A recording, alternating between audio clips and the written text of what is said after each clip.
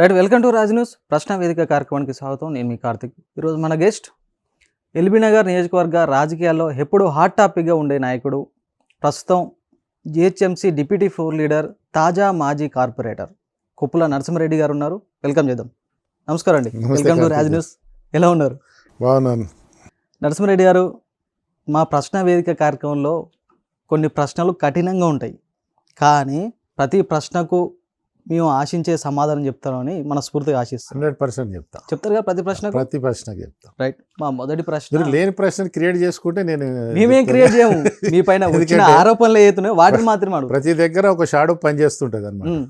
మాకు షాడోలు నీడోలు ఏం లేవు, కానీ మీ దగ్గర మీ పైన వస్తున్న ఆరోపణలు మాత్రమే అడుగుతాము. ఫస్ట్ ఆరోపణలు ప్రజల ఆరోపణలా లేకపోతే ప్రజల ఆరోపణలు, ప్రతిపక్ష పార్టీ ఆరోపణలు, లిస్ట్ ఏమనిస్తే నేను చెప్పలేదు. మాకు ఎవరు లిస్ట్ ఇయ్యరు, మేము ఎక్కడ లిస్టు తీసుకోం. మీ పైన వస్తున్న ఆరోపణలు మాత్రమే ప్రజలు అడగాలనుకునే మాత్రమే మేము అడుగుతాం.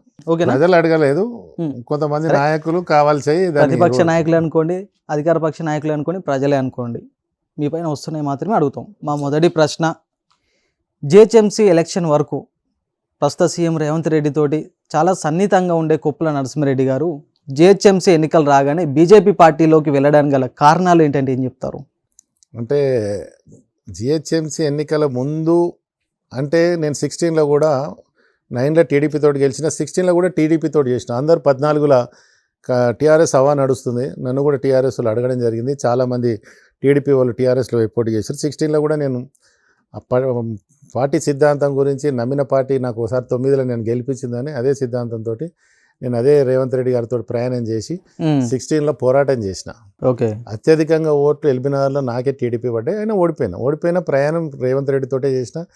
రేవంత్ రెడ్డి గారి ధైర్యము, రేవంత్ రెడ్డి గారి ఆలోచన విధానం, ఫైట్ చేసే విధానం నచ్చి ఆయన ఎంబడి పోయినప్పుడు ఎన్నో కేసులైనా, ఎన్నో ఇబ్బందులు పడ్డా చేసిన, ఆయన ఎంబడి ప్రయాణం చేసిన. ఆయన 18లో మనం ఇక్కడ టీడీపీ నుంచి తట్టుకోలేము, నెక్స్ట్ కాంగ్రెస్లోకి పోదామని చెప్పినప్పుడు కాంగ్రెస్ అంటే పడదు కదా నా ఇష్టం అంటే, కానీ తప్పదు, ఆయన ఎంబడి ప్రయాణం చేసిన. కానీ నేను ఆయన నాకు కండవ కప్పడం కాడు, సోనియా గాంధీ దగ్గరికి పోయిన రాహుల్ గాంధీ దగ్గరికి మా టీం అంతా 20 మంది పోయినా నేను గేట్ కాడ నిలబడ్డా, వాళ్ళు వేసారు. కానీ అదే ప్రయాణం చేసుకుంటూ వచ్చిన 20 వరకు కూడా. కాంగ్రెస్ ఆయన ఎక్కడ పోతే అక్కడ గాంధీ భవన్ పోయినా పోయి ఆయనకు సెల్ఫ్గా ఆయనకు ప్రొటెక్షన్ లాగా, లేకపోతే ఆయన జరుగుతున్న పరిణామాలన్నిట్లలో ధర్నాలలో పాల్గొనడం జరిగింది. అట్లనే ఆయనకు 18లో కొడంగల్లో ఓడిపోయిండు కాంగ్రెస్ పార్టీ నుంచి. వెంటనే ఆ కాంగ్రెస్ పార్టీలో ఓడిపోయినాగానే 3 నెలలకే మళ్ళీ ఎంపీ ఎలక్షన్లు వచ్చినాయి. అప్పుడు నేను రేవంత్ రెడ్డి